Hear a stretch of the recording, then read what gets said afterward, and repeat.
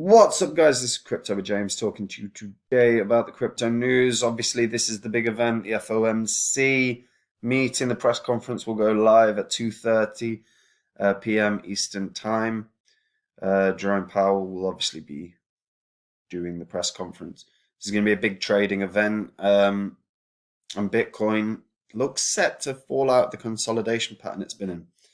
So I'm going to discuss that. Before I do, as always, I update the spreadsheet, just the first 26 coins I held, first 26 coins I spoke about on the channel. If you invested $100 into each one of these when I release the videos and you're still holding that crypto, you'd be in profit for over 35 grand.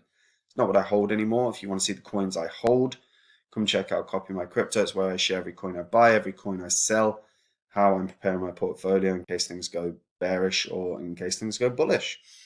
And one thing I do continue to say, and I try and keep reiterating this message, is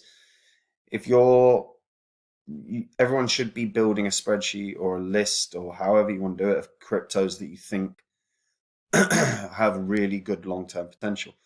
When a bear cycle happens, they'll retrace 60, 70, maybe even 90%, 95% in value.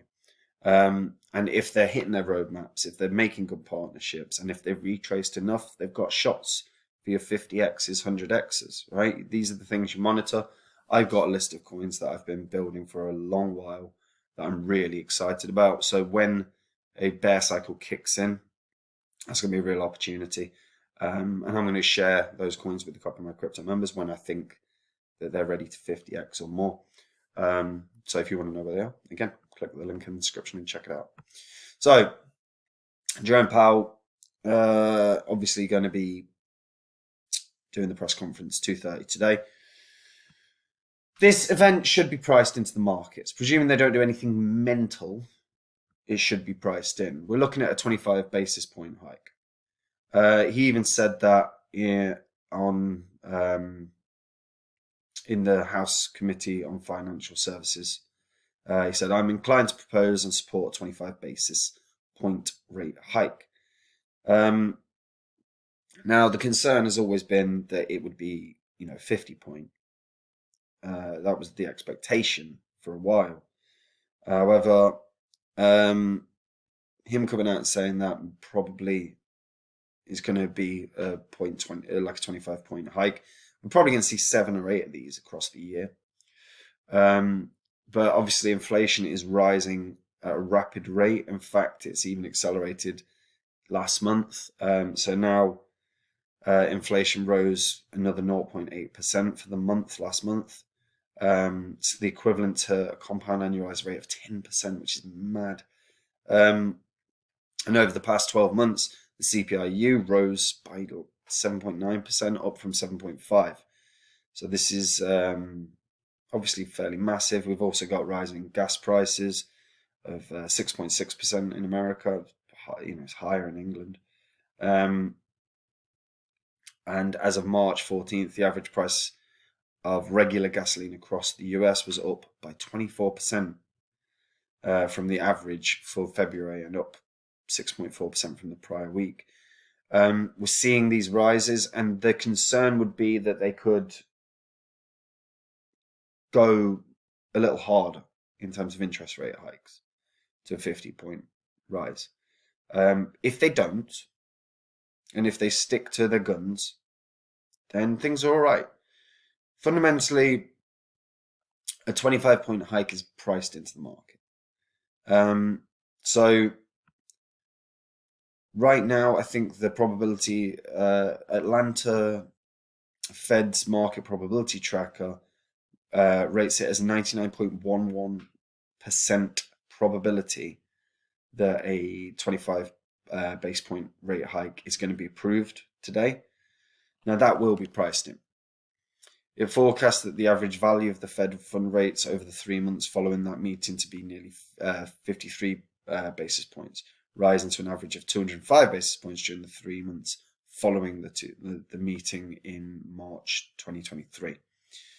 Now, all of that is actually not overly concerning. I mean, a 205 point base point rise by sort of June of next year would be difficult for a lot of people. And a lot of people that have mortgages need to be preparing for this. Because, you know, these events have been seen before. We saw it in the UK in sort of the really early 90s and late 80s. And there was a point where interest rises had reached 12.5% on one particular day, and it caused riots, you know. But people lost their homes. This is not a small thing. And while 25 basis points is fine and manageable for pretty much everyone right now, you know, within 15 months, 205 points, all of a sudden that's problematic. So people do need to prepare and think about this and how can they manage if there's that level of rise. But in terms of what this means for the markets right now, fundamentally it means one thing, right? But if it's 25 points priced into the market, the next thing is how does Jerome Powell come out and talk in this press conference? Now, fundamentally, as these events are massive trading events, you watch, like I recommend people watch the 1 minute candles around these press conferences. They're fascinating. And if he comes out and he's dovish, then we will see a real good rise in the markets. If he comes out and he's hawkish and he's very, very negative about markets, about the state of the economy, then the markets will take a deeper downturn. But fundamentally, there are two things that matter here. Beyond his presentation, shall we say, it's the base point rise and tapering. If the base point rise stays on point, and it is in fact 25, fine. If the tapering is kicked down the road, or if it begins but it's not overly aggressive, again, really positive for the markets.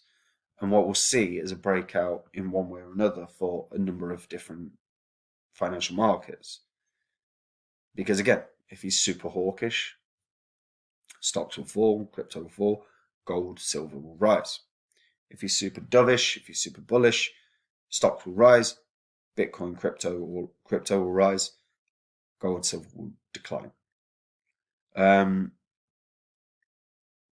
But what we're seeing is actually from the daily charts on Bitcoin is there's definitely an opportunity for a breakout here. So the meeting obviously ends today, and then the press conference goes live. Now, when we actually look at the daily chart, based on market behavior throughout this period, has shown massive liquidity and stop loss orders exists at above the $45,000 resistance level, and also below the 34,000 support zone. So the market absorbs the liquidity during a healthy surge. So the meeting may end this confusion to either side. However, if the direction is upwards, the first major resistance is the marked descending trend line seen on the RSI indicator. Now, the next step, or the other thing that is worth looking at, is the 4-hour chart. On the 4-hour chart, short-term time frame, there's $37,000 support area, and it's been proved really solid, to be fair. However, if there's a bearish outcome, if it's really hawkish, then there's going to be retests of that sort of 37 grand level and a little below. If it's dovish, a breakout could very well be imminent. Right now, Bitcoin is breaking out a little bit and is above 40K. Now, this could be in anticipation of a overly hawkish press conference.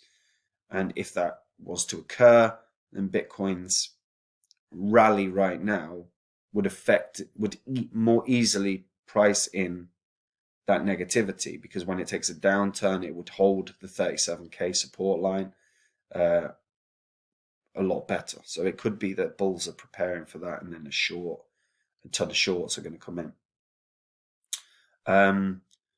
And in terms of the SOPR ratio, which is the on-chain metric for determining long-term or the short-term holders who are dominant in the current seller's market. So short-term holders always seem to sell on a decline. Long-term holders certainly sell on an incline in terms of the market. And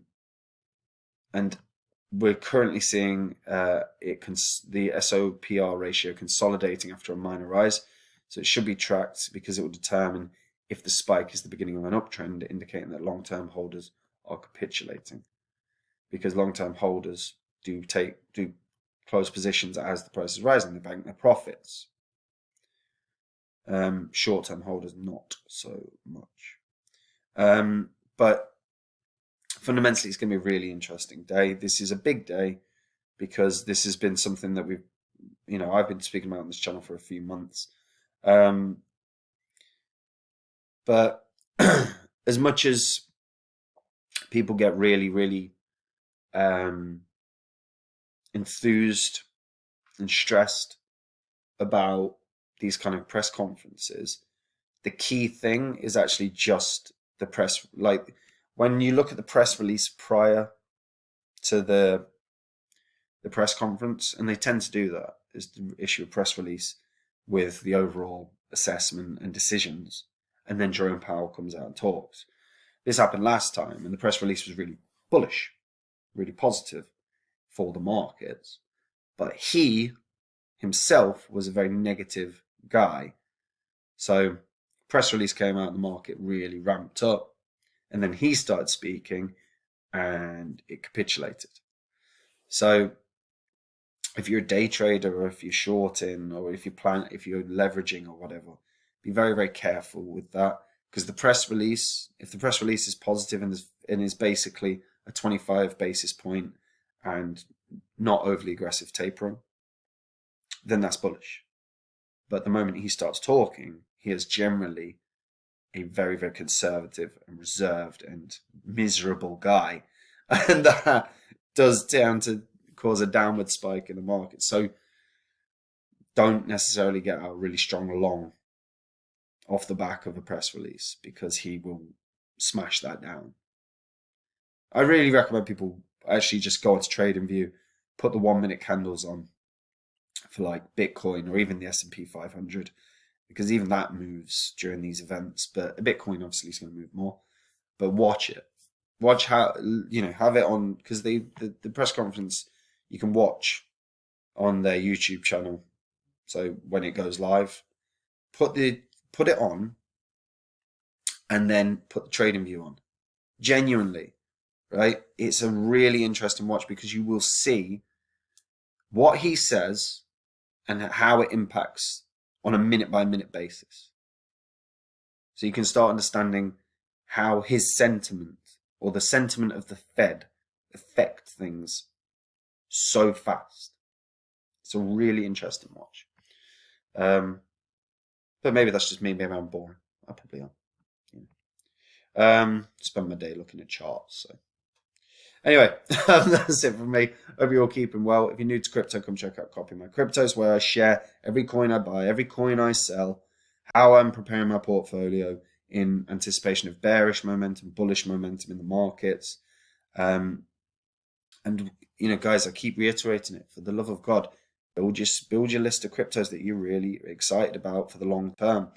Because when a bear cycle kicks in, there's going to be real opportunities to get 40, 50, 100x's. I've got a list of my own coins that I'm watching, and I can't wait to share them with the Copy My Crypto members when the bear cycle kicks in.